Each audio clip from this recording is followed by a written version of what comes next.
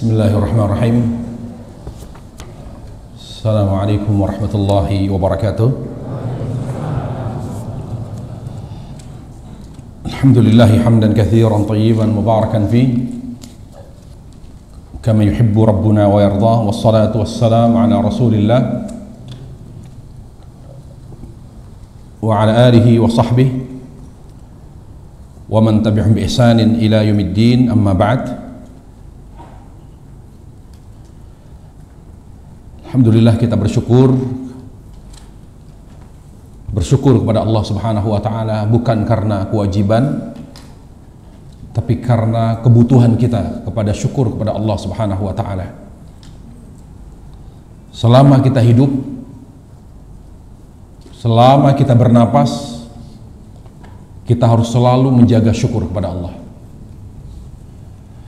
Karena syukur kepada Allah Jalla wa Ala identik dengan rahmat Allah Subhanahu wa taala. Selama kita bersyukur kepada Allah Jalla wa Ala, maka Allah akan semakin mencurahkan rahmatnya kepada kita. Oleh karenanya para jamaah sekalian Allah Subhanahu wa taala, jangan fokus kepada hal lain. Fokuslah selalu kepada syukur dengan menjaga hati untuk selalu tetap bertauhid dan ikhlas kepada Allah Tabaraka wa Ta'ala, dan juga selalu berpegang teguh dengan sunnah dalam keadaan apapun, fis sarra'i wad dharra, fil mansyati wal makrah, dalam keadaan suka dan duka, dalam keadaan apapun, termasuk di zaman yang penuh dengan fitnah. Bahkan pada saat seperti ini yang disebut atau distilahkan dengan tahun politik, kita harus tahu bagaimana sikap yang sesuai dengan sunnah. Karena banyak sekali pertanyaan-pertanyaan ditujukan kepada kita. Ada yang terlalu berlebih dan ada pula yang terlalu meremehkan. Bahkan sebagian menyampaikan sikap kaku, dan itu pun direkam, disampaikan di YouTube. Para jamaah sekalian Allah Subhanahu wa taala, sunnah itu identik dengan kajian yang bersifat tuntas, bukan kajian yang bersifat setengah-setengah, tapi tuntas. Dalam hal misalnya berseliweran sampai banyak pertanyaan ditujukan ke saya, apakah haram Ustaz ikut dalam pemilihan umum? Bahkan kalau kita ikut nanti akan ditanya, akan diminta pertanggungjawaban di akhirat. Terlalu jauh gitu. Coba merujuk kepada Al-Quran dan Sunnah, dan bagaimana para ulama dalam madang ini.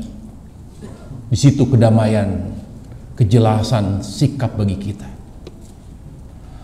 Kesimpulannya para jamaah sekalian Allah Subhanahu wa taala, kalau kita ingin betul-betul mengenal sunnah dalam segala hal, ada yang namanya kejelasan.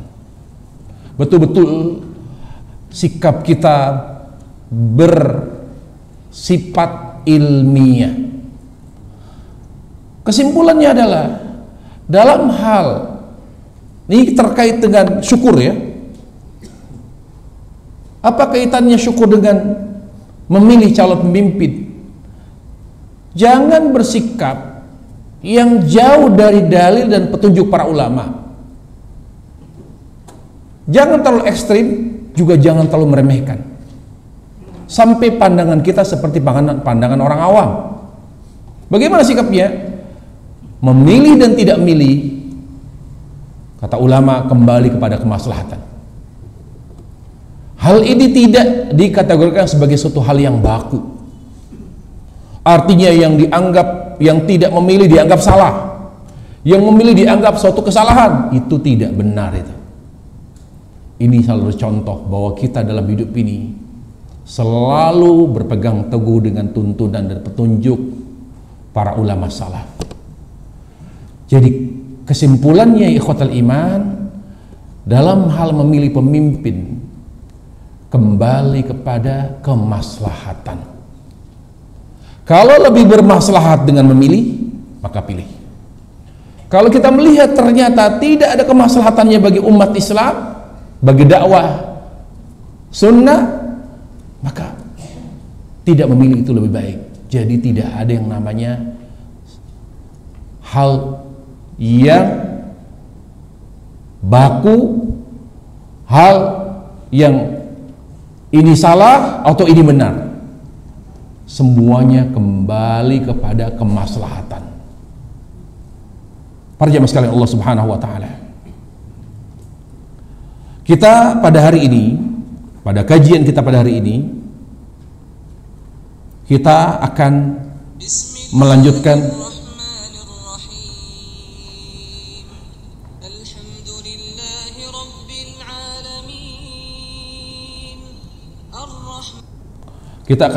kajian kita membahas tafsir An-Nazi'at. Kita terakhir membahas tafsir surat An-Nazi'at sampai ayat 26. Sekarang kita bahas sisa dari ayat surah An-Nazi'at, di mana Allah tabaraka wa taala berfirman dalam surah An-Nazi'at ayat 27 sampai akhir ayat. Allah berfirman, dan kita membahas tafsir ini supaya kita bisa memahami firman Allah Jalla wa'ala, menangkap pesannya, dan kita bisa mengamalkannya dalam kehidupan kita sehari-hari. Karena hidup kita untuk beramal. Amal yang berkualitas adalah amal yang mengacu pada Al-Quran dan Sunnah. Itulah pentingnya kita mempelajari tafsir Al-Quran, supaya akhlak kita bercorak Al-Quran. Mengapa akhlak Nabi alaihissalam mulia? Karena akhlak Nabi alaihissalam bercorak Al-Quran. Kata Aisyah radhiyallahu anha, kana khuluquhu Al-Quran, karena akhlak Nabi adalah Al-Quran. Allah berfirman, a'udzubillahi minasyaitonir rajim, a antum asyaddu khalqan amis sama banaha rafa'a samkaha fasawwaha wa aghtasha laylaha wa akhraja duhaha wal arda ba'da dhalika dahaha akhraja minha ma'aha wa mar'aha wal jibala arsaha mata'an lakum wa li an'amikum fa idza ja'atit tamatul kubra yawma yatadhakkaru al insanu ma sa'a wa burrizatil jahim liman yara fa amma man tagha wa athara al hayata ad-dunya fa innal jahima hiya al ma'wa wa amma man khafa maqama rabbih wa nahaa an-nafsa 'anil hawa fa innal jannata hiya al ma'wa yas'alunaka 'anis sa'ati ayyana mursaha fima anta min dzikraha ila rabbika muntaha innama antum munzir man yakhshaha ka'annahum yawma yarawnaha lam yalbathu illa 'ashiyatan aw duhaha. Allah katakan, antum asyaddu khalqan amis sama, apakah penciptaanmu lebih berat daripada, apakah menciptakan kamu wahai manusia lebih berat daripada menciptakan langit? Ini adalah yang disebut oleh para ulama istifham inkari, pertanyaan retoris, pertanyaan yang tidak butuh jawaban. Artinya kita pasti mengakui bahwa menciptakan langit itu jauh lebih berat daripada menciptakan manusia. Kalau Allah Jalla wa'ala ya mampu menciptakan yang lebih berat, berarti yang lebih ringan dan lebih kecil lebih mudah bagi Allah tabaraka wa ta'ala. Dan firman Allah ini ingin membantah orang-orang yang tidak percaya hari kebangkitan. Sekarang pertanyaan logisnya adalah, menciptakan lebih berat atau menghidupkan atau membangkitkan? Lebih berat menciptakan dari nol kemudian ada. Membangkitkan itu sudah ada, ya, sudah ada bahannya, tinggal dilanjutkan. Sementara menciptakan itu lebih berat dari membangkitkan, dan menciptakan manusia lebih ringan daripada menciptakan langit. Jadi tidak ada alasan bagi manusia untuk mengingkari hari kebangkitan. Kemudian perhatikan, a antum asyadu khalqan amis sama, Jangan dilanjutkan bacaannya banaha. Ini wilayah qiraah namanya. Mudahnya begini. Dalam masalah waqaf, para ulama qiraah selalu mengacu kepada makna. Jadi jangan pernah kita berhenti baca ayat kalau maknanya tidak pas ketika berhenti di ayat itu. Kecuali memang karena napas kita yang tidak cukup. Tapi tidak dibenarkan kalau kita berhenti pada suatu ayat yang merusak makna. Maknanya tidak utuh. Tidak boleh orang berhenti di ayat itu. Kenapa kita tidak boleh melanjutkan amis sama ubanaha? Karena beda kalimat. Beda kalimat. Kalau yang pertama konteksnya, coba kamu pakai logika. Jadi ternyata Islam juga mengusik logika. Tidak selalu dalil. Tapi logika yang bukan untuk menentang Al-Quran dan Sunnah. Seperti yang dilakukan oleh para filosof. Sampai akhirnya mereka menganggap bahwa Al-Quran itu produk budaya. Ini nggak benar. Untuk apa mereka sampai mengambil kesimpulan bahwa bahasa itu produk budaya supaya bisa masuk ke dalam Al-Quran? Karena mereka memperlakukan Al-Quran seperti kitab suci mereka, sehingga ketika menganggap bahwa Al-Quran itu berbahasa Arab merupakan produk budaya, berarti bisa dikotak-katik dengan logika mereka. Padahal logika itu wajib, perlu dimanfaatkan, digunakan oleh manusia, tapi untuk merenungi makna Al-Quran dan hadis Rasulullah SAW. Kenapa? Karena Al-Quran dan Sunnah itu wahyu. La yatatarraq ilaihi khata', enggak mengandung kesalahan. Dan tidak mungkin mengalami kesalahan. Tapi kalau akal, otak ini bisa mengalami kelainan, ketika dia tidak maksum otak ini, sementara Al-Quran maksum, Sunnah maksum, kenapa malah logika berani mengotak-atik wahyu? Ini logika yang salah. Jadi kita jangan mengabaikan logika. Dia perlu untuk memantapkan keagamaan kita, memantapkan keimanan kita. Makanya para jemaah sekalian Allah Subhanahu wa taala, dalam ilmu fikih misalnya ada namanya ilal. Ada kaidah mengatakan al-hukmu yaduru ma'illati wujudan wa adama, bahwa hukum itu berputar bersama alasannya. Berarti kan logika. Tapi lihat dulu pembahasannya apa. Kalau bicara ibadah mahdhah tidak ada logika di situ. Kenapa? Yang ada sami'na wa ta'na.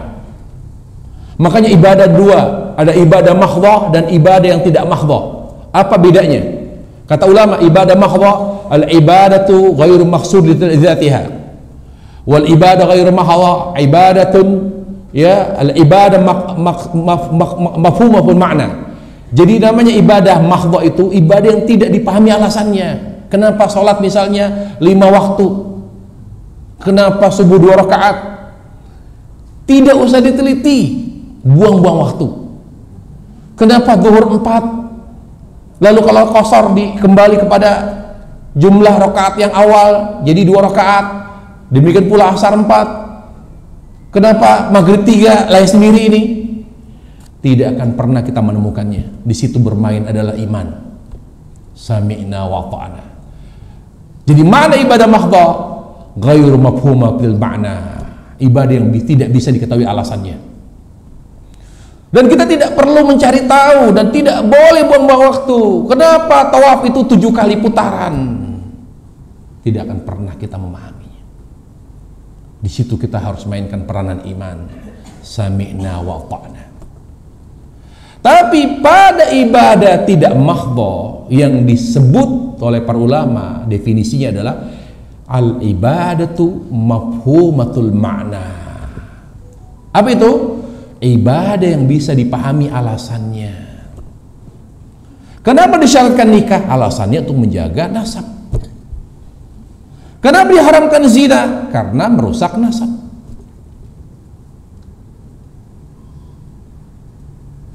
Ada alasan.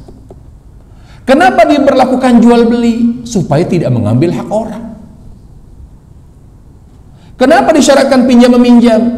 Supaya kaum muslimin bisa saling membantu. Karena pinjam minjam itu adalah akad yang asasnya sosial, akdun irfaq. Jadi klasifikasi masalah. Nah, ibadah tidak mahdhah identik dengan namanya muamalah. Disebut juga namanya muamalah.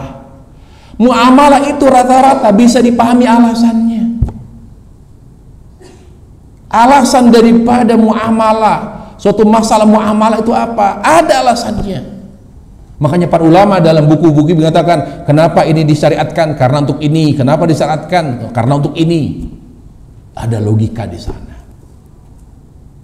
Tapi agama tidak berdasarkan logika. Agama Islam ini dasarnya dalil, landasannya dalil. Makanya kata Ali bin Abi Thalib radhiyallahu anhu, "Kana dinu birra'yi lakana asmal khauf aula min 'ala." Tidak selalu agama dasarnya logika, enggak bisa. Bahaya agama kalau dasarnya logika. Karena agama ini adalah petunjuk. Hakikat agama apa? Petunjuk yang menuntun kita sampai ke surga. Lah kalau akal nggak ngerti tentang surga, dia nggak punya data tentang surga, mau kemana kita? Ruh kita ini akan kemana? Dia tidak dikasih alamat, tidak ada chipnya oleh Allah untuk bisa sampai ke surga. Yang bisa mengantarkan kita surga dengan rahmat Allah adalah apa? Al-Quran dan Sunnah. Disitulah kenapa kita disuruh berpegang teguh Al-Quran dan Sunnah. Punya data yang lengkap dan utuh tentang surga. Disitulah kita nanti bertemu dengan Allah Tabaraka wa Ta'ala. Para jemaah sekalian yang dimuliakan Allah Subhanahu wa Ta'ala. Jadi kembali lagi bahwa wakaf di dalam membaca Al-Quran, baik yang ada tanda wakaf atau tidak, acuannya makna. Sehingga kita ketika membaca antum asyaddu khalqan amis sama, berhenti. Lalu mulai lagi di kalimat yang baru, banaha rafa'a sam. Nah, ini nyambung, banaha rafa'a samkaha fasawwaha wa aghtasha laila. Di situ Allah ingin menunjukkan kekuasaan dan kekuatannya. Aku loh yang membangun langit. Bagaimana Allah Jalla wa Ala, Allah Tabaraka wa Ta'ala membangun langit yang begitu besar tanpa tiang sebagai atap bumi, ya, tidak ada seorang satupun makhluk yang bisa menciptakan langit ini. Allah ingin tunjukkan kekuatannya. Kalau Allah Jalla wa Ala Maha Kuat, hanya Allah yang mampu menciptakan langit, malaikat tidak akan pernah mampu menciptakan langit. Berarti yang berhak diibadahi, ujung-ujungnya ibadah, tauhid kepada Allah Tabaraka wa Ta'ala. Makanya para jamaah sekalian, kalau kita perhatikan Al-Quranul Karim, terutama ayat surah-surah Makkiyah, selalu menekankan aspek tauhid rububiyah,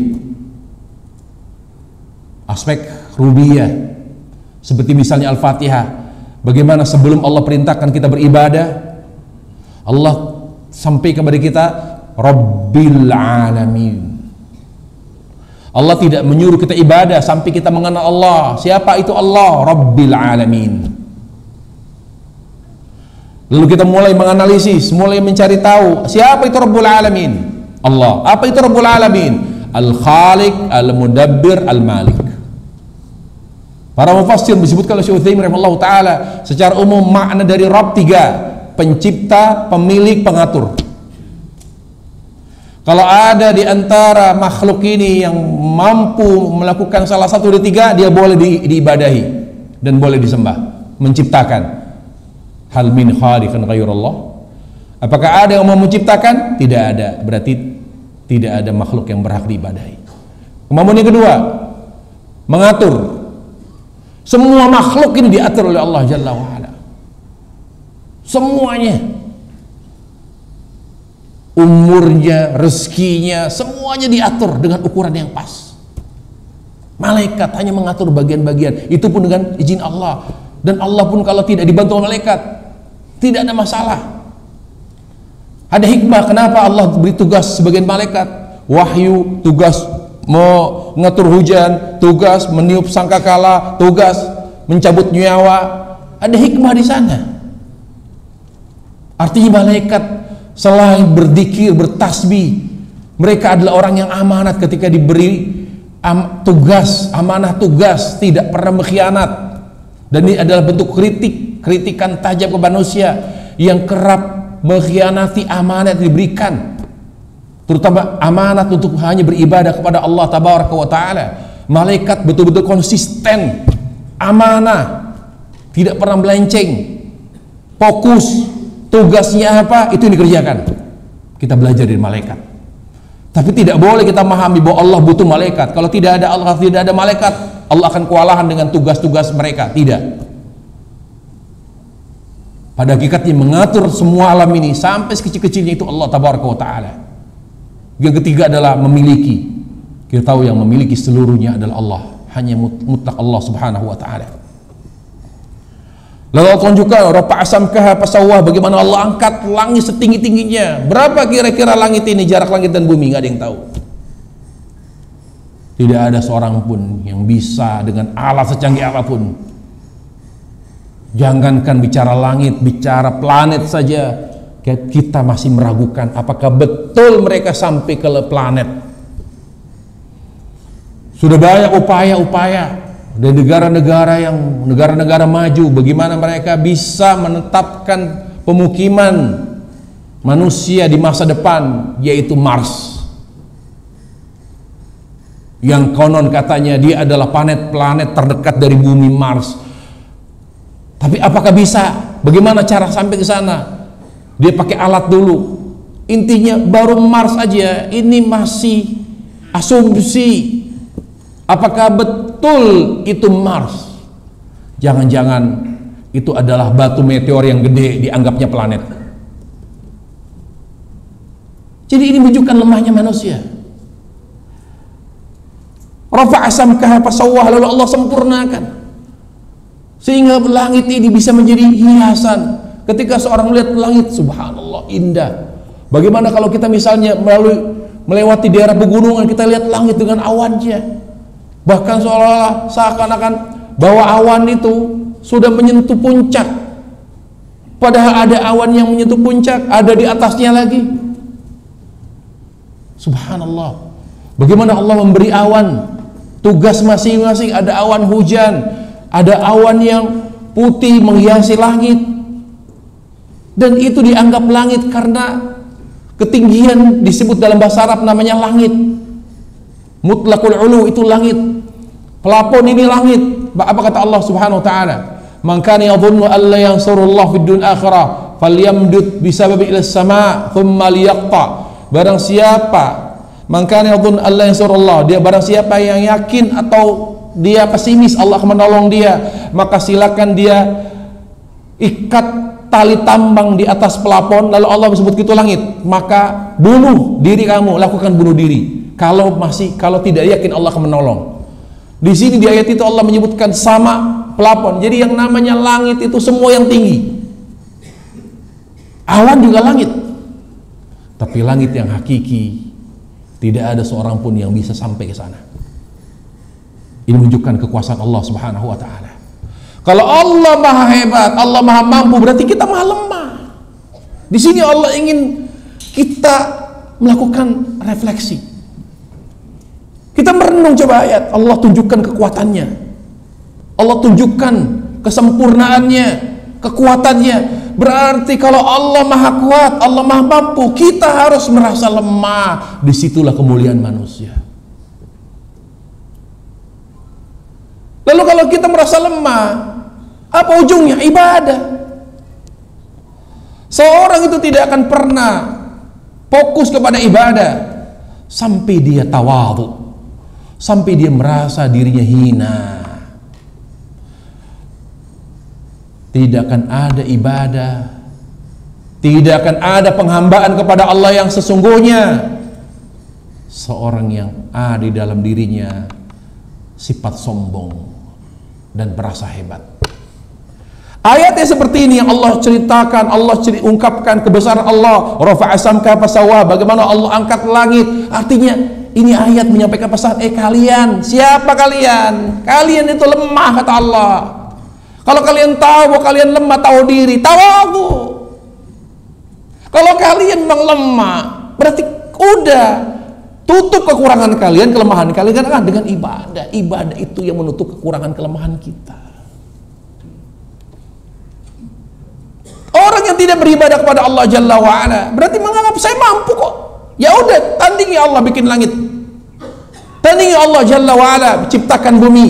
Wa aqtasha lailaha, bikin bagaimana Allah membuat malam ini gelap gulita. Wa akhraja duhaha, dari kemalaman dipecah, muncul sinar yang tadinya gelap gulita menjadi pagi terang benderang. Wal arda ba'da dzalika dahaha, lalu Allah ciptakan bumi. Walaupun faktanya bumi lebih dahulu diciptakan sebelum langit. Allah Jalla wa'ala menciptakan bumi selama 2 hari.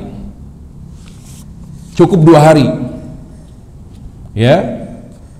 Bagaimana Allah Subhanahu wa taala ya menciptakan bumi selama 2 hari. Bagaimana Allah katakan dalam surat Fussilat ayat 9-12, di sana Allah katakan billadzi khalaqal arda fi yaumin, yang menciptakan bumi dalam kurun waktu 2 hari. Dimulai dari hari apa Allah menciptakan bumi? Dimulai dari hari Ahad. Hari Ahad dan Senin Allah menciptakan bumi. Setelah hari Senin Allah selesai menciptakan bumi. Tapi sebelumnya belum ada gunung, belum ada hal-hal yang membuat bumi layak menjadi tempat hunian, belum ada. Jadi baru berupa bulatan. Lalu Allah Jalla wa'ala menciptakan langit setelah itu. Setelah 2 hari Allah ciptakan langit dari hari Selasa, Rabu, Kamis, Jumat. Berapa hari? 4 hari. Ketika menciptakan langit butuh 4 hari, bukan berarti Allah tidak mampu, ada hikmah. Di hari Sabtu semua penciptaan langit dan bumi selesai. Makanya kata orang Yahudi, berarti tepat kalau hari Sabtu itu hari istirahat. Karena Allah pun beristirahat di hari Sabtu. Jadi weekendnya kita itu sebetulnya harusnya Sabtu menurut Yahudi. Makanya hari raya mingguan mereka hari Sabtu, menyesuaikan dengan waktu istirahatnya Allah. Karena mereka menganggap Allah setelah lelah menciptakan langit bumi selama 6 hari, lalu Allah beristirahat di hari Sabtu. Makanya manusia yang paling kurang ajar kepada Allah Yahudi. Ta'alallahi amma yaquluna 'uluwan kabira. Lalu apa? Para jemaah sekalian Allah Subhanahu wa taala, setelah Allah menciptakan langit, setelah itu Allah kembali membuat bumi menjadi layak untuk menjadi tempat hunian. Berarti para jamaah, tidak ada planet yang layak untuk menjadi tempat hunian kecuali bumi. Kenapa? Karena tidak ada keterangan dari dalil bahwa Allah setelah menciptakan Pluto, menciptakan Jupiter, menciptakan Mars, menciptakan planet Saturnus, planet-planet yang lain, setelah Allah menciptakan planet itu, lalu Allah buat mereka menjadi tempat layak dihuni. Nggak ada keterangannya. Keterangan bumi ada. Ya, keterangan di bumi ada. Bagaimana dijelaskan para ulama dalam tafsir-tafsir mereka? Ya, lihat Syekh Utsaimin di sini ketika menjelaskan tafsir surat Fussilat, beliau mengatakan, kata Syekh Utsaimin, fal ardu makhluqatun min qablis sama. Bumi itu tercipta sebelum langit. Walakin dahauha wa ikhrajul ma wal mar'a minha kana ba'da khalqis sama. Tetapi walaupun dia diciptakan sebelum langit, namun belum layak untuk dijadikan sebagai tempat hunian, belum layak untuk dijadikan sebagai tempat tinggal. Nggak bisa kita tinggal di bumi. kalau Allah tidak setting untuk menjadi tempat tinggal. Kapan itu dilakukan oleh Allah Tabaraka wa Ta'ala? Setelah menciptakan langit, baru Allah Jalla wa Ala, yang tadinya bumi begini bergoncang, lalu Allah letakkan gunung ya sebagai rawasi, ya, sebagai paku bumi. Jadi dia berputar pada tempatnya, pada porosnya. Kapan dia berputar pada tempatnya? Tidak lagi bergoyang ke sana kemari. Setelah diletakkan gunung, wal jibala arsaha. Setelah itu apa? Allah letakkan sungai, Allah buat laut, Allah buat hutan, semua yang membuat bumi layak menjadi tempat hunian. Ini dalil berarti makhluk itu hanya ada di bumi. Kita tidak mengenal makhluk luar angkasa. Dan seorang muslim yang waktunya hanya untuk ibadah, dia tidak akan pernah melakukan penelitian tentang apakah ada makhluk luar angkasa, nggak perlu. Kita bisa yakin tidak ada tempat selain bumi di planet-planet yang ada, yang kita kenal atau yang kita ketahui, yang layak, yang bisa untuk menjadi tempat tinggal. Kenapa bumi bisa dijadikan sebagai tempat tinggal? Karena memang Allah setting seperti itu setelah menciptakan bumi. Setelah Allah Subhanahu wa Ta'ala menyebutkan semua kemampuannya, kekuatannya, lalu Allah buat bumi menjadi tempat yang layak untuk dihuni. Wallahi bumi itu indah, sangat layak, dan terlebih di daerah yang subur.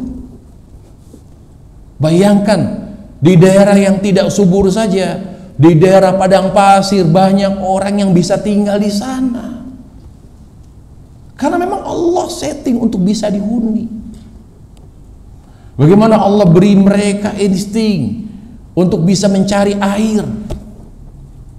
Bayangkan bagaimana kita bisa memahami bagaimana cara orang-orang yang tinggal di gurun pasir itu mendapatkan air.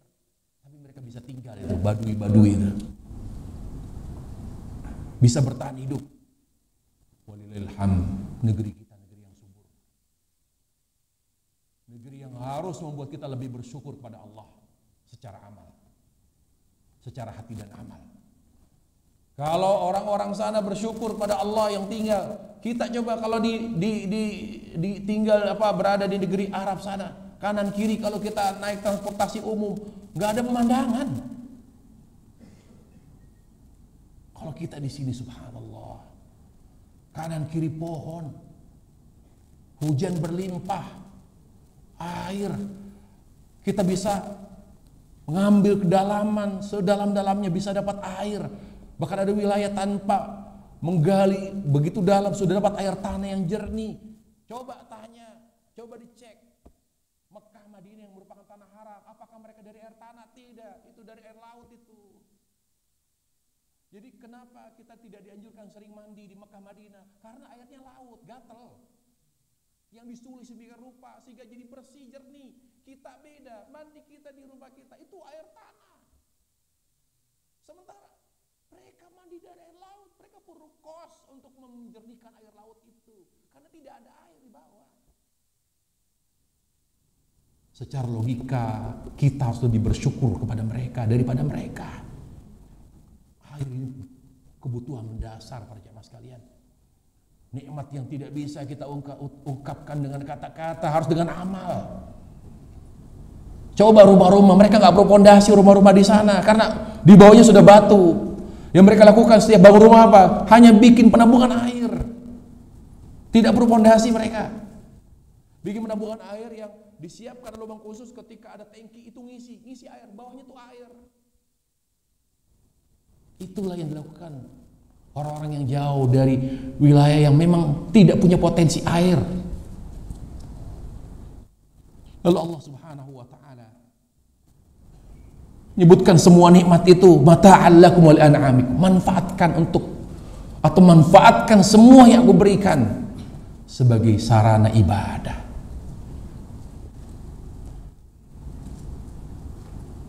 Makanya bumi ini sebetulnya Allah buat sebagai tempat yang layak dihuni, sebagai tempat yang indah. Untuk siapa? Untuk kaum muslimin. Allah ciptakan bumi ini untuk kita yang beriman kepada Allah. Allah tidak berikan bumi yang indah ini kepada orang-orang kafir. Mereka haram sebetulnya menikmati keindahan bumi ini. Gak boleh mereka. Qul hiya lilladzina amanu, kata Allah, katakan bumi yang indah ini segala kekayaan alamnya itu untuk kalian. Cuma kita, karena kita telah meninggalkan agama, kita telah menjaga jarak dari agama, kita telah meninggalkan sunnah, akhirnya kekayaan alam lebih dikuasai, bahkan dieksploitasi oleh orang-orang kafir. Luar biasa. Wallahi kalau seandainya gunung emas di Papua itu milik Indonesia secara 100%, gak ada orang miskin Indonesia. Coba lihat di YouTube bagaimana Freeport itu mengeruk sedalam-dalamnya, ke dalam masih ada emas itu. Saya tidak tahu apakah ada gunung yang mengandung emas terbesar dibanding gunung emas yang ada di Papua itu. Allah beri kekayaan alam yang luar biasa. Itu emas, baru emas itu. Subhanallah. Apa maksud Allah menciptakan yang berharga, yang bernilai itu untuk kita manfaatkan agar bisa menjadi fasilitas ibadah. Makanya seorang muslim wajib punya kekuatan ekonomi. Bagaimana Rasulullah SAW memuji kewirausahaan, kemandirian. Nabi Daud alaihissalam dipuji oleh Rasulullah SAW. Bagaimana kata Nabi alaihissalam, ya, Nabi Daud itu seorang nabi yang sangat dicintai Allah, di mana dia betul-betul mandiri untuk mencari mata pencarian setiap hari itu diperoleh dari hasil bekerja, usaha, bikin, ya, jadi dia akan mendapatkan bayaran setelah dia membuat apa yang dipesan oleh pelanggannya, bikin apapun itu, karena beliau seorang yang pandai besi. Nabi Daud alaihissalam, beliau hidup dari hasil keringat beliau. Dari kita belajar Nabi Daud alaihissalam, pertama, seorang muslim harus mandiri, tidak boleh bergantung kepada orang lain, apalagi menjadi beban bagi mereka. Aib seorang muslim ketika bersandar, bergantung kepada orang lain, tidak orang tua, tidak keluarga, mandiri.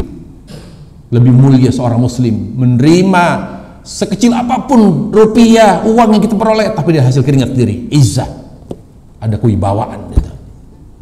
Yang kedua adalah kita harus kuat ekonomi kita supaya kita tidak diinjak-injak. Lah emas, apalagi batu bara, nikel, semua kekayaan alam itu sebetulnya yang dikasih itu kita, jatah buat kita sebetulnya, bukan untuk orang kafir. Karena kalau mereka memperoleh itu semua, mereka yang kaya dan mereka akan gunakan uang mereka untuk kufur kepada Allah. Kalau orang Islam tidak. Jadi kita harus menguasai. Kalau kita punya uang untuk membeli sesuatu yang menjadi sumber kekayaan, beli. Seorang muslim perlu wajib menguasai pertambangan, punya perusahaan pertambangan, bukan non muslim.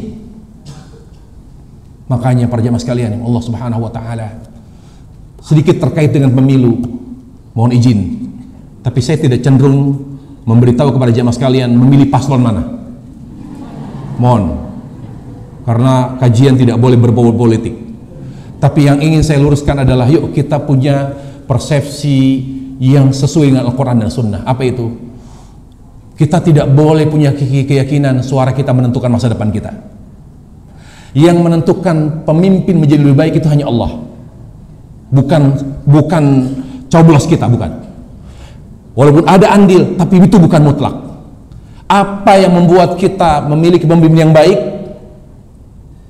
Hati dan amal dan doa. Jadi yang harus kita fokuskan adalah Agama mengajarkan kita bahwa pemimpin itu cerminan daripada hati dan amal kita. Bagaimana kualitas hati dan amal kita, begitulah pemimpin kita, ditambah doa. Sehebat-hebatnya kita berkompromi, berencana, dan lain sebagainya, supaya pemimpin yang kita inginkan, yang kita akan pilih jadi, tapi kalau hati dan amal kita tidak benar, tidak baik, tidak akan ada pemimpin yang baik. Tidak akan. Allah tidak akan pernah beri topik kepada mereka. Ali bin Abi Thalib pernah bicara kepada orang yang demo kepada beliau, kata beliau radhiyallahu an, saya sulit menjadi pemimpin yang baik karena kalian rakyatnya, kalian rakyat yang sangat buruk mutu amalnya, kalian adalah orang-orang yang sangat buruk hatinya, lemah imannya.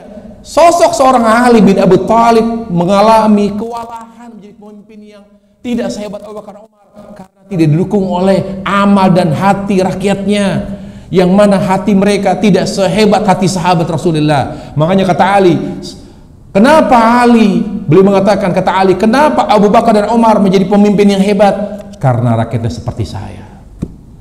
Coba bayangkan. Jadi Allah memberi taufik kepada seorang pemimpin karena rakyatnya yang hati dan amalnya bagus. Kenapa Abu Bakar dan Umar adalah pemimpin yang hebat? Karena rakyatnya seperti saya. Dan kenapa menurun kualitas pemimpin kepemimpinan? Bahkan saya pun kewalahan untuk bisa memimpin seperti Abu Bakar dan Umar.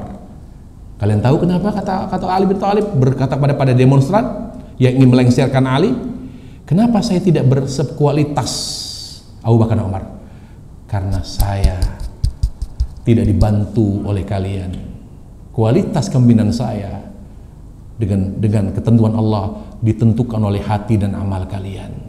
Bagaimana amal dan hati kalian, begitulah pemimpin kalian. Jadi saat ini di hari terakhir,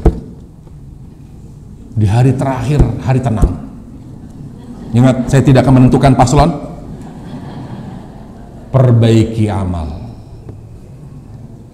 perbaiki hati dengan bertobat pada Allah, bertobat pada Allah Jalla wa'ala. Semakin konsisten dan komitmen dengan sunnah. Terus banyak berdoa. Allahumma wali alaina khiyarana. Ya Allah, berikan kepada kami pemimpin yang baik. Doa. Terus berdoa, karena doa adalah sebab terbaik. Tadi saya doa Allahumma wali khiyarana, kau yang lebih banyak amin ibu-ibu ya. Kayaknya saya tahu nih paslon mana ibu-ibu ini. Hah? Udah kebaca ini dari amin loh. Saya tidak sedang berdoa, ini contoh. Ya Allah, berilah kami pemimpin yang baik. Kok direspon amin ini? Hati-hati loh Bu, ini majelis ilmu loh. Dan majelis ini direkam di YouTube loh ya. Ingat, jangan sampai ada omongan bahwa majelis ini berbau politik dan saya menggiring jamaah ke sana, tidak. Makanya tolong hindari kata amin selama majelis ilmu ini.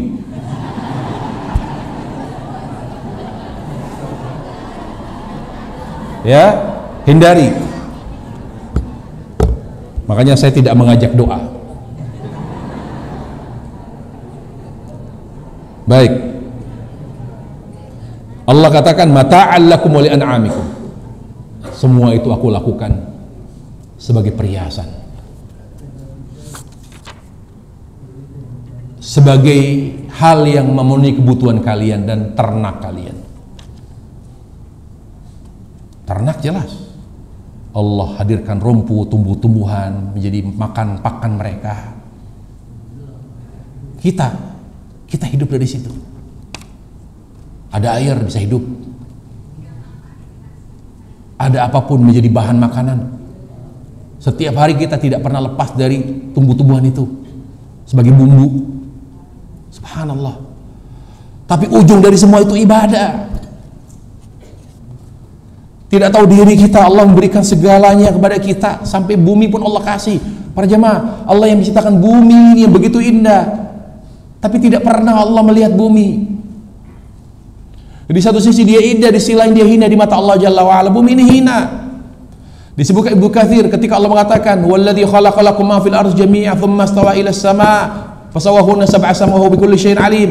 Dan dia Allah yang telah menciptakan langit, ya, khalaqal arda wa huwallazi khalaqalakum ma fil ardi jami'an tsumma, dan dia yang telah menciptakan bumi untuk kalian. Kemudian setelah menciptakan bumi Allah naik ke atas.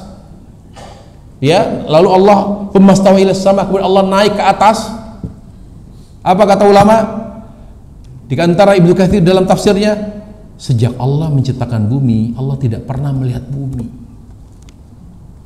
Jadi artinya kalau kita hanya menikmati puncak saja, menikmati pantai saja, menikmati keindahan alam saja, hina.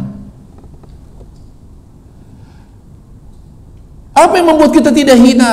Ketika semua itu healing kita, refreshing kita, jalan-jalan kita orientasinya ibadah. Coba renung. Sejak Allah menciptakan langit, menciptakan bumi yang begitu indah dan segala keindahan yang ada di bumi ini, Allah tidak pernah melihat bumi. Tidak pernah. Kenapa tidak pernah, kata Ibnu Katsir? Karena begitu hinanya bumi ini. Jadi kita tidak boleh merasa bangga. Alhamdulillah, saya ada di Swiss, di gunung bersalju. Saya ada di wilayah yang sangat indah seperti surga dunia. Ingat, ini keindahan yang harus orientasi ibadah. Kita sedang di Gunung Kerinci di Lombok misalnya. Kita sedang di Bali, di mana kolam renangnya, setelah itu laut lepas. Begitu indahnya. Kita harus banyak berzikir kepada Allah. Subhanallah, Allahu Akbar. Dan jangan bermaksiat di situ. Setiap ada keindahan alam, yang pertama keindahan alam yang berhak menikmati muslim. Jadi kalau ada tempat-tempat wisata muslim, are you muslim? Tanya, nggak muslim suruh pergi gitu. Berarti gimana cara suruh pergi? Kita menguasai, kita yang punya tempat wisata itu. Makanya bangga kalau ada tempat wisata yang punya muslim. Tapi banyak muslim yang awam sebetulnya. Jadi sehingga tempat-tempat maksiat, tempat-tempat indah yang dimiliki oleh orang-orang muslim malah dimanfaatkan untuk maksiat. Ternyata wisata itu identik dengan maksiat. Susah kalau nggak maksiat di situ. Pantai yang indah. Saya pernah di Bali, saya bilang sama teman-teman ikhwan yang dampingin, saya bilang, saya kok kajian di Bali kayak dijebak ya. Dijebaknya kenapa Ustaz? Kajian hotel. Saya di Bali ini, masa nggak bisa jalan-jalan? Ini deket apa di sebelah nih hotelnya? Deket Pantai Kuta. Ayolah kita jalan. Jangan Pak Ustaz. Kenapa nggak boleh ke Pantai Kuta? Aduh, maksiat Ustaz. Lah kan nggak, kan kita cuci mata. Astagfirullah, Ustaz, cuci mata lihat pantai. Ustaz, sudah terkontaminasi. Terus saya kemana dong? Lain waktu Ustaz. Jadi nanti ke Bali lagi. Saya bilang saya nggak mau balik lagi ke Bali. Saya bilang. Bayangkan banyak tempat-tempat yang indah malah jadi tempat maksiat. Dan banyak pula yang melakukannya muslim. Jadi kita ambil pelajaran dari ayat ini.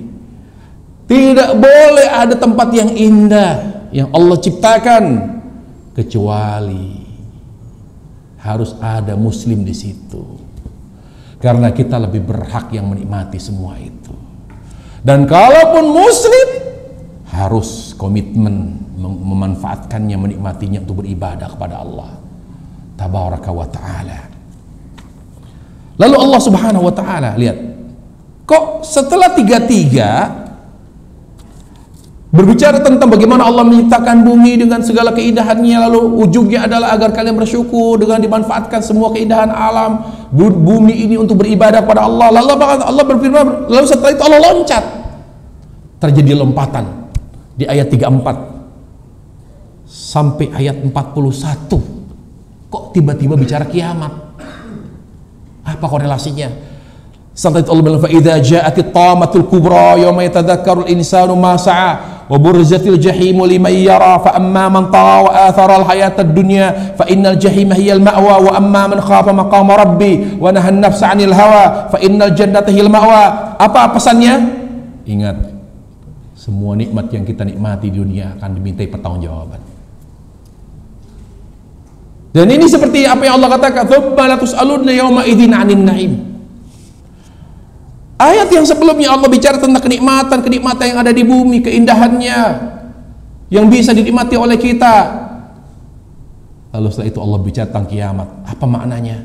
Artinya Allah ingin menyampaikan semua nikmat yang Allah berikan kepada kita di dunia akan dimintai pertanggungjawabannya.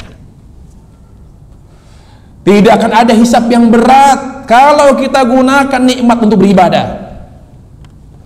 Akan selamat kita dari azab kalau kita bersyukur kepada Allah ketika diberi nikmat. Makanya ujian terberat itu ujian nikmat. Ujian terberat yang membuat kita berat untuk istiqomah adalah ujian kekayaan.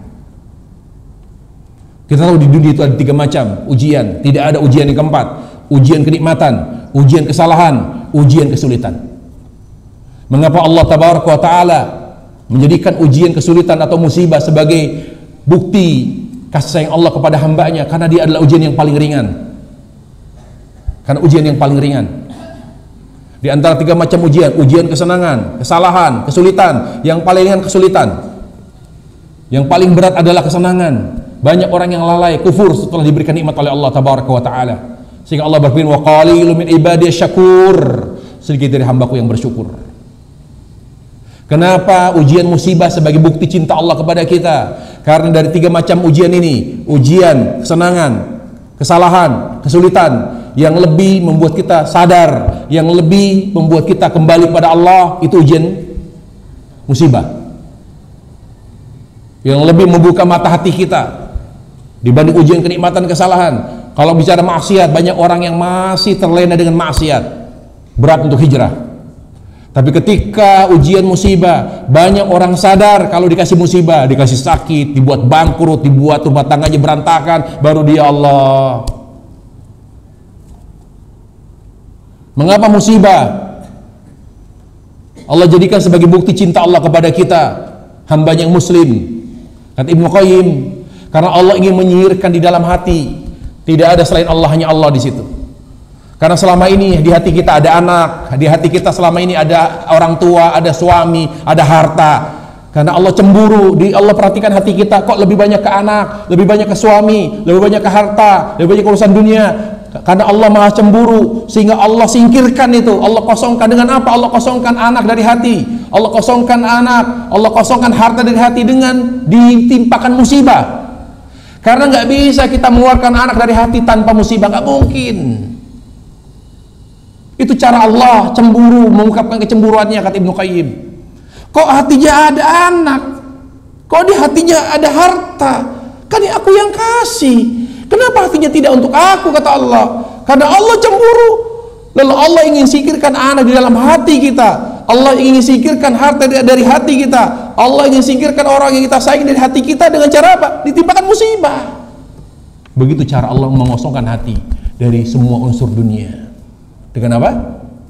Musibah. Lalu gimana? Apa yang kita lakukan? Doa. Ya Allah, menangis.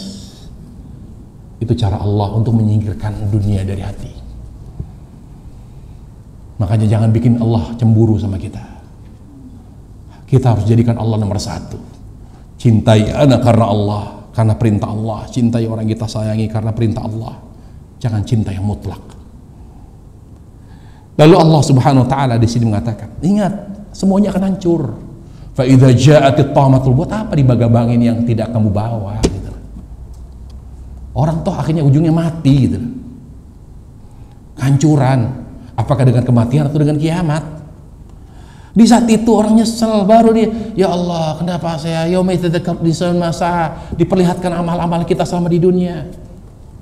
Uburjatil jahim liman yara, di saat itu neraka itu bukan lagi didatangi tapi didatangkan. Jadi penghuni neraka tidak perlu repot-repot datang atau digiring menuju neraka, tidak, hanya surga yang didatangi. Penghuni surga itu harus melewati sirat. Setelah sirat baru nanti ada qantara. Di situ nanti diselesaikan urusan kita dengan manusia muslim. Kalau masih ada urusan ditahan di situ sampai bersih. Kalau sudah bersih baru masuk surga. Jadi surga itu didatangkan, kita datang ke surga. Jalan kita menuju surga. Makanya hidayah itu ada 4. Ada yang disebut dengan naluri, ada yang disebut dengan ilmu agama, ada yang disebut dengan hidayah, ada yang terakhir dibimbing menuju surga. Jadi kita harus datang ke surga. Makanya kata Nabi alaihissalam, hufatul jannatul makari, menuju surga itu dipenuhi dengan lika-liku, hal-hal yang tidak kita sukai. Banyak ke surga itu tidak mudah gitu. Tapi neraka, kata Allah tabaraka wa taala, wa burjatil jahim liman yara. Kok tiba-tiba Allah bicara neraka ya? Jadi semua yang menyebabkan orang masuk neraka, dunia, wanita, harta, tahta, udah tidak lepas dari itu. Allah bicara tentang dunia, rafa'a samkaha fasawbanaha, rafa'a samkaha fasawwa. Kita ambil pelajaran. Kenapa Allah bicara bumi, bicara tentang dunia dengan segala keindahannya? Lalu Allah bilang, semua itu aku berikan supaya kalian jadikan sebagai fasilitas ibadah. Ingat, semua ada ujungnya, kalian akan mati.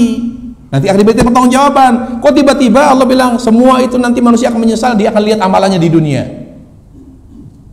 Lalu Allah bicara tentang neraka. Berarti apa yang membuat orang masuk neraka? Karena dunia. Makanya dunia tidak pernah lepas dari syirik. Dunia tidak pernah lepas dari bid'ah. Makanya saya pernah bicara dengan, dibuka nggak ya di sini ya? Jadi saya punya sahabat beberapa habib. Walaupun beda pemahaman, tapi perlu deket dong. Kita ngobrol. Saya bilang, Bib, itu kenapa majelis itu tidak dibubarin, kan banyak penyelewengan, apalagi dia begini begitu, habibnya susah Ustaz, kata dia. Bicaranya lapak, kata dia. Duit ujung-ujungnya. Bisa kita simpulkan, ada syirik, ada duit. Ada bid'ah, ada duit. Coba peringatan-peringatan yang tiap tahun itu, duit. Kenapa tokoh-tokoh yang ingin taubat, aduh, nggak siap taubat? Kenapa? Karena dia akan kehilangan mata pencarian. Lihat, subhanallah. Jadi penyimpangan itu tidak lepas dari duit. Dan inilah yang banyak menjerumuskan manusia ke neraka. Wa burjatil jahim liman yara. Tidak berlaku penyesalan nanti di akhirat. Jadi apa solusinya agar kita tidak terfitnah oleh fitnah dunia? Sunnah. Yang sudah sunnah aja masih banyak yang nipu. Yang sudah ngaji sunnah aja masih banyak yang tukang bohong. Yang sudah ngaji sunnah aja masih banyak yang memakan harta orang. Banyak atau tidak? Banyak, nggak laki nggak perempuan. Lebih parah lagi yang tidak dijaga hatinya oleh sunnah. Jadi saya ingin nyampaikan, pahami sunnah itu apa gitu loh. Banyak orang ngaji sunnah, oh saya ngaji sunnah, bahkan saya nyebutkan saya ngaji mau Ustadz ini, bahkan saya bilang saya ini murid senior, kata dia. Tapi perilakunya seperti perilaku orang kafir. Pahami apa itu manfaat dari ngaji sunnah. Manfaat dari ngaji sunnah, perilaku kita tidak boleh seperti perilaku orang-orang kafir yang tidak takut Allah tabaraka wa ta'ala. Perilaku kita ketika mengenal sunnah harus orientasinya akhirat. Nggak berani lagi nipu orang, nggak berani lagi makan uang orang, nggak berani lagi bawa duit orang. Kenapa? Mungkin orang ini tidak nagih, tapi nanti di akhirat bagaimana? Itulah manfaat sunnah. Selalu dikembalikan ke Allah. Sabar, ikhlas, ya Allah. Orang yang berpegang teguh dengan sunnah, kontak dengan Allah itu lebih kuat, selalu ke Allah. Orang yang berpegang teguh sunnah, dia tidak mengenal putus asa, dia tidak mengenal menyerah, dia tidak mengenal semua itu. Makanya kata Nabi alaihissalam, ajamil amri mu'min, luar biasa settingan sunnah. Seorang muslim yang berpegang teguh sunnah, ajab, sungguh menakjubkan, mengherankan, kata Nabi yang mulia alaihissalam. Kalau dia kaya, dia bersyukur. Dia tidak sombong, tidak kufur, tidak jemawa, karena dikendalikan hatinya oleh sunnah. Wa inna sabaku dharra, kalau dia mengalami kesulitan, atau kalau ketika dia percaya oleh orang investor miliaran, dia tetap, ya Allah jaga amanat ini, ya Allah saya bisa makan uang ini kapanpun, tapi ya Allah saya takut ya Allah. Makanya kalau ingin muamalah, bukan yang berjenggot, bukan yang bercadar, tapi yang takut Allah. Aman, Allah aman. Cuma kita kan nggak tahu hatinya, Anda takut atau tidak, kan bingung kita. Tapi orang yang takut kepada Allah Jalla wa'ala, aman muamalah kita, satu perak pun tidak akan dimakan. Ketika terpuruk, in asawatu dharra, sabar, tetap sabar, dia sabar, tabah. Insya Allah orang-orang muslim yang diberi ujian, musibah, mengalami kesulitan ekonomi, selama baik akan banyak orang yang membantu, insya Allah. Allah tidak akan pernah membiarkan hambanya mengalami kesulitan, tidak ada yang bantu. Selama akhlaknya baik, muamalahnya bagus, pasti ada yang membantu. Lalu Allah Subhanahu wa ta'ala mengatakan, lalu gimana caranya agar kita tidak terjerumus ke neraka gara-gara dunia ini, urusan dunia. Tadi, wanita, harta, dan tahta. Makanya dari sini kita ambil pelajaran, ekonomi itu nomor satu, bukan politik. Nomor satu ekonomi. Oh, nomor satu. Nah, ekonomi. Saya tidak bicara tentang pemilu ya, lagi-lagi. Ini bicara, coba lihat secara global. Lihat di global dunia ini. Kenapa Israel tidak berani disentuh? Bahkan Mahkamah Internasional menghukum dia, dilawan. Fulus. Kenapa HAM tidak berlaku? Kenapa CIL PBB? Fulus Israel. Fulusnya kuat dia. Negara yang paling berani melawan siapapun dan tidak bisa. Coba bayangkan. Eropa berani tadinya memberikan sanksi pada Rusia, diputus suplai minyaknya, mikir Eropa. Banyak sekali. Karena berpikir, loh kok kalian keras sama saya? Tapi kok sama Israel melempem? Palestina itu jelas berhak merdeka. Sampai tadi kalian tidak merdeka kan? Itu depan mata kita jelas. Kenapa Israel kok begitu tidak tersentuh? Dengan enaknya mereka membunuh anak-anak yang tidak bersalah. Gak ada HAM. Genosida dihukum Mahkamah Internasional. Tapi bayangkan lucu di situ. Mahkamah Internasional ompong giginya. Kenapa? Tidak tunduk dan patuh. Ada namanya Dewan Keamanan PBB. Dewan Keamanan PBB itu hanya berlaku bagi negara kecil itu.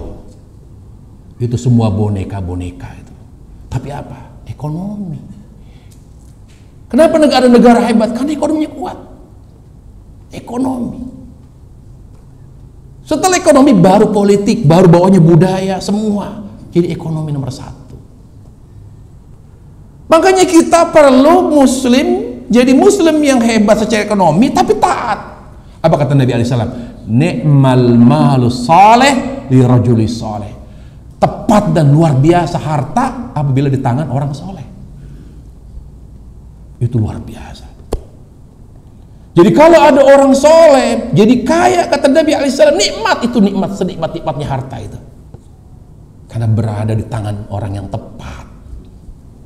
Tapi sayang para jemaah, lebih dari sepertiga ekonomi kita dikuasai oleh non muslim. Allahu musta'an. Yang miskin di sini semua wajah-wajah miskin di sini. Saya berharap ada satu yang konglomerat duduk, dilihat bagus salam, kayaknya kurang apa, udah saya sendiri yang nyumbang, tidak perlu cari sumbangan keluar. Tapi saya lihat yang hadir, yang rajin ngaji, aduh saya nggak enak ngomongnya.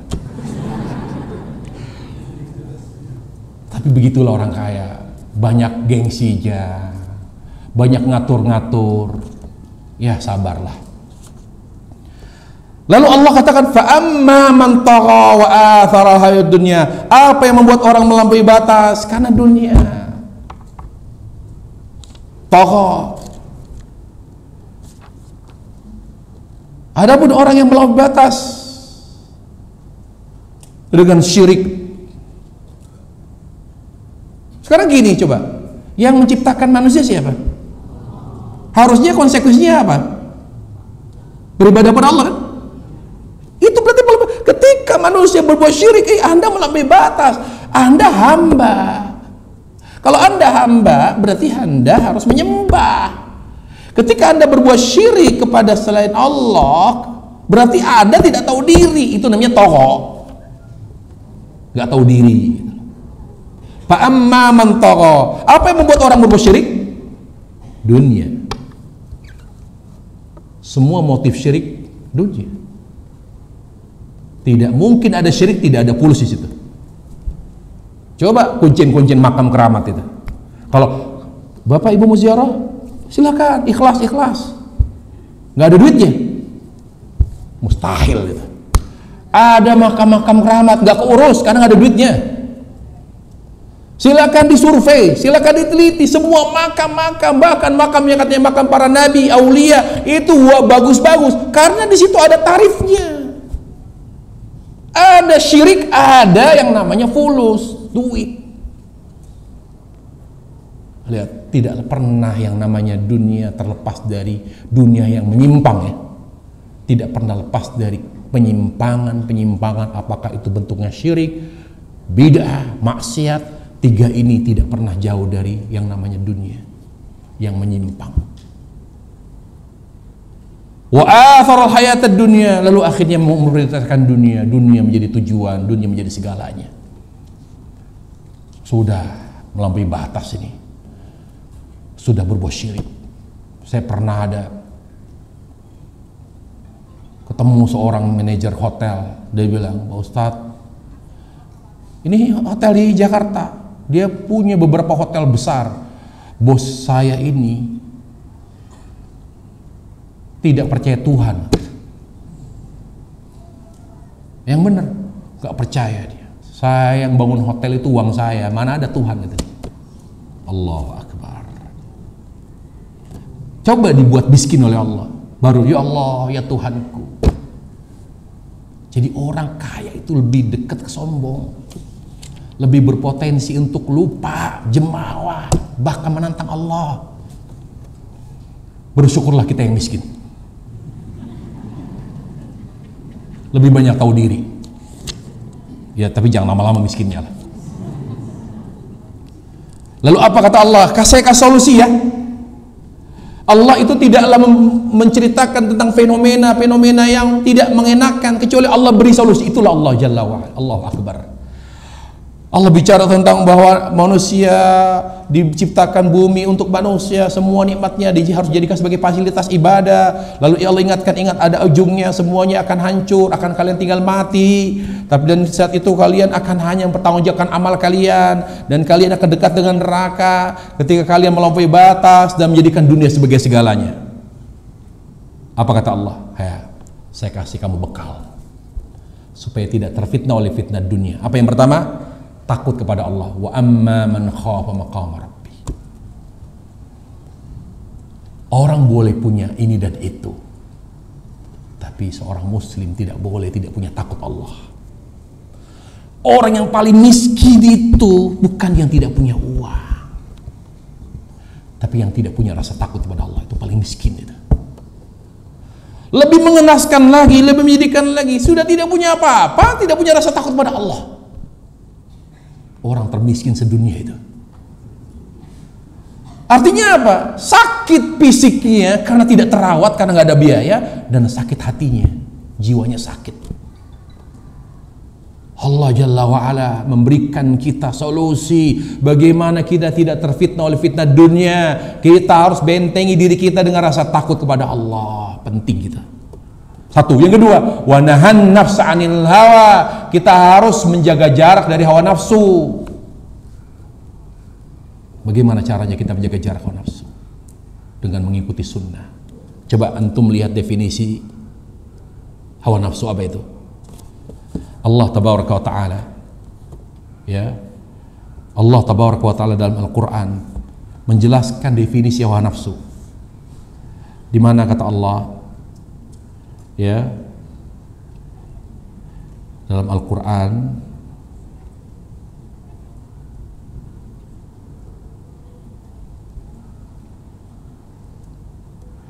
Allah katakan fa illam yastajibu laka fa'lam annama yattabi'un ahwahum, surah Al-Qasas ayat 50. Di ayat itu Allah menjelaskan definisi hawa nafsu. Apa itu hawa nafsu? Hawa nafsu adalah segala hal yang bertentangan dengan sunnah, segala hal yang bertentangan dengan petunjuk Nabi SAW dikategorikan sebagai hawa nafsu. Berarti jelas solusinya. Apa solusi untuk jaga diri dari fitnah dunia? Biar kita kaya atau miskin, tapi tetap dua ini harus ada dalam hidup kita. Apa ya Allah, benteng saya? Takut kepada Allah. Itu tauhid intinya. Dan sunnah. Jadi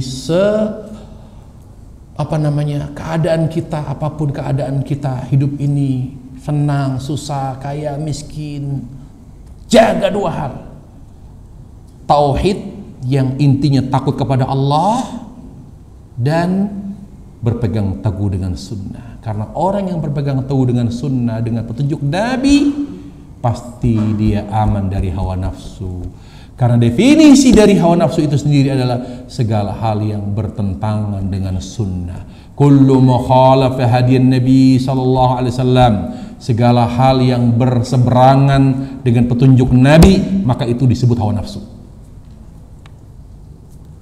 Wahan nafsu anil hawa, kalau dia selama di dunia takut kepada Allah, di dunia pula dia selalu menjaga jarak dari hawa nafsu dengan mengikuti sunnah, apa ujungnya? Fa innal jannata hiyal ma'wa, maka ujungnya adalah surga. Jadi bagaimana Ustaz saya hidup senang, tenang? Udah dua. Jadi ternyata surga dunia itu terletak pada dua. Sebabnya dua, takut pada Allah, kalau mau hati ini tenang. Dengan keadaan kita yang mungkin tidak begitu tidak begitu berlimpah uang kita, harta kita, tapi kalau ingin tenang, jiwa dan raga kita ingin tetap bahagia, takut pada Allah. Makanya para penipu-penipu itu walaupun dia tidak bertanggung jawab, pasti hatinya tidak tenang dia. Para orang-orang yang buruk muamalahnya, pasti walaupun dia tidak dicari-cari orang, tapi dia tidak akan pernah tenang dia. Bahkan saya pernah menyampaikan, bahkan kalaupun dia ustadz sekalipun, sampai banyak makan uang orang, oknum ustadz sunnah sekalipun, saya bilang dia tidak akan pernah tenang. Kenapa? Hanya takut kepada Allah yang bikin hati tenang. Alhamdulillah, pegang itu para jamaah. Allah yang berfirman, sadaqallah, tidak akan pernah meleset firman Allah. Ketika kita tidak pernah bermasalah dengan orang, takut, gak berani saya makan uang orang, gak berani saya. Nikmat saya. Terasa tidak punya utang, tidak pernah bermasalah dengan orang. Tenang atau tidak?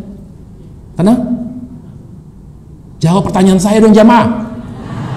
Tidak pernah bermasalah dengan orang, tidak pernah dikejar-kejar oleh orang. Tenang atau tidak? Nikmat. Insya Allah saya lihat wajah-wajah orang-orang baik semua di sini. Amin lagi. Saya tidak sedang berdoa, saya hanya berkomentar. Kemudian jaga sunnah hingga akhir hayat. Karena yang membuat kita semakin jauh dari hawa nafsu adalah ketika kita selalu berjalan seiring dengan sunnah, tuntunan Nabi alaihissalam. Apapun profesi kita, apapun keadaan kita, tetap kita bersama petunjuk Rasulullah sallallahu alaihi wasallam. Lalu terakhir, lalu Allah katakan, ya perhatikan, Allah di sini di ayat 42 sampai 46, apa pesannya? Jaga hati. Kok jaga hati? Lihat Allah, yas'alunaka 'anis sa'ati ayyana mursaha bima anta min dzikraha ila rabbika muntahaha innama anta mundziru may yakhshaha ka'annahum yawma yarawnaha lam yalbathu illa 'ashiyatan wa dhuha. Mereka bertanya, kiamat itu kapan ya? Percuma kamu mengingatkan kiamat itu kapan, percuma. Buat apa kamu mengingatkan, kata Allah. Kamu tahu pun percuma. Buat apa ya Muhammad? Walaupun pada hakikatnya kamu tidak tahu, tapi kamu tahu pun kamu beritahu manfaatnya apa, kata dia. Ila rabbika muntaha. Tapi intinya pada akhirnya kalian akan kembali ke Allah. Innama antum mundzirun man yakhsha. Tugas kamu ya Muhammad hanya mengingatkan bahwa mereka ujungnya akan ketemu akhirat. Ingatkan manusia itu, mereka tidak ada yang abadi di dunia. Siapa yang betul-betul bisa diingatkan dengan akhirat, diingatkan dengan nasihat, yang betul-betul menerima nasihat, yang takut kepada Allah, yang takut kepada hari akhir. Lalu Allah bilang apa? Ka'annahum yawma yarawnaha lam yalbathu illa 'ashiyatan aw duha. Dunia itu sebentar loh, kata Allah. Jangan macam-macam. Bapak yang di depan saya yang umurnya sudah umur ini, baru kemarin masih muda loh. Coba lihat, pulang ke rumah lihat foto-foto masih mudanya, ganteng. Sekarang aja udah tua. Dulu waktu musuh dulunya, perasaan baru kemarin saya, uban ini belum lama banyak, kok sekarang udah banyak uban. Cepat tidak waktu berlalu, apalagi kiamat, kata Nabi. Taqarrubuz zaman, waktu cepat berlalu. Apakah berkurang dari satu hari? Tidak lagi 24 jam, tetap 24 jam. Sama dari zaman Nabi sampai zaman sekarang, satu hari 24 jam. Tapi apa bedanya? Zaman Nabi berkah, zaman kita tidak berkah. Terasa betul para jamaah, setahun seperti sebulan, sebulan seperti seminggu, seminggu seperti sehari, sehari seperti sejam. Tidak terasa Ramadan sebentar lagi. Padahal baru kemarin kita merayakan hari raya Idul Fitri. Sebentar lagi Ramadan. Dan kita gak tahu, jangan-jangan Ramadan ini Ramadan terakhir. Jangan-jangan ini Ramadan terakhir kita, para jemaah. Kita mohon kepada Allah agar Allah mempertemukan kita dengan Ramadan. Kita selalu berharap betul ketemu Ramadan terus. Karena Ramadan ada kesempatan untuk mendulang pahala bekal akhirat sebanyak-banyak itu Ramadan. Para jemaah sekalian Allah Subhanahu wa taala, Allah ingatkan dunia itu sebentar, jangan sombong. Anda sekarang sebagai apa? Pejabat, gak lama Anda. Jadi jangan pernah sombong deh. Jangan pernah lupa dari ibadah, dari tauhid, dari sunnah. Jangan. Anda profesor, doktor, Anda rektor, Anda presiden, Anda menteri, Anda panglima, Anda kapolri, ingat ujungnya itu mati. Semuanya akan tinggalkan. Dunia itu tidak lama, sebentar. Sebentar. Watilkal ayyam, begitulah roda perputaran kehidupan dunia. Lalu bagaimana? Apa pesannya? Dijelaskan oleh Nabi SAW. Nah, ini pentingnya merujuk kepada hadis dalam menjelaskan Al-Quran. Rasulullah SAW pernah ditanya oleh sahabat dalam hadis riwayat Bukhari dan Muslim. Ini hadis ini menjelaskan ayat ini. Karena Allah ketika bicara tentang ibadah, tentang takut kepada Allah, tentang menjaga jarak dari hawa nafsu, lalu Allah akhirnya dikatakan mereka bertanya tentang kiamat, kapan kiamat? Apa hubungannya? Ada. Apa kata dalam hadis disebutkan? Waqad qala rajul Nabi sallallahu alaihi wasallam, ya Rasulullah mata as-sa'a. Ada seorang laki-laki bertanya ke Rasulullah, ya Rasulullah, kapan kiamat itu? Qala lahu ma adattalah. Kok kamu tanya kiamat? Apa persiapan kamu menghadapi kiamat? Bekalnya, persiapannya apa? Qal hubbullah wa rasulih. Saya tidak punya bekal khusus. Yang saya punya hanya apa? Cinta Allah dan Rasulnya. Saya tidak punya persiapan khusus. Saya tidak punya bekal khusus untuk menghadapi kiamat, akhirat. Yang saya punya hanya satu, cinta Allah dan Rasulnya. Apa kata Nabi? Al-mar'u ma'aman ahabba.